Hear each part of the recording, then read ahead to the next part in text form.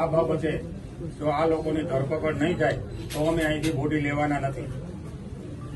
જ્યાં સુધી આ લોકોની એફઆઈઆર અને ધરપકડ નહીં થાય ત્યાં સુધી અમે અહીંથી બોડી લઈને જઈશું નહીં. અમિતભાઈ તમને વાત કરી હતી આ ઘટના વિશે કે કોઈને ત્રાસ હતો એ વિશે વાત કરી?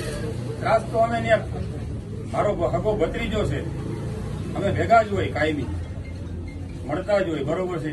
અવારનવાર એને કામ હતું મને ફોન કરતો, હું એને ફોન કરતો. શુક્રવારે સાંજના 6:30 વાગ્યા સુધી અમે સાંજે સાથે જ હતા.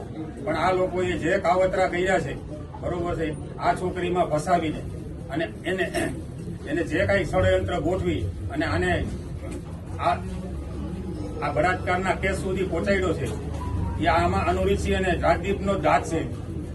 અને આવા નવા એક નહીં, રીબડામાં જૂનો ઇતિહાસ ખોલો, બરોબર છે. આવા અમારા એક દરબારના છોકરાને આવી રીતે મારીને અમારી ઉપર એને લાંછન લગાડ્યું હતું. આના પછી એક વિપુલ છગનભાઈ ખૂંટનો છોકરાને આવી રીતે ઝેરી દવા પાઈ અને આ રીતનું ષડયંત્ર કરેલું છે.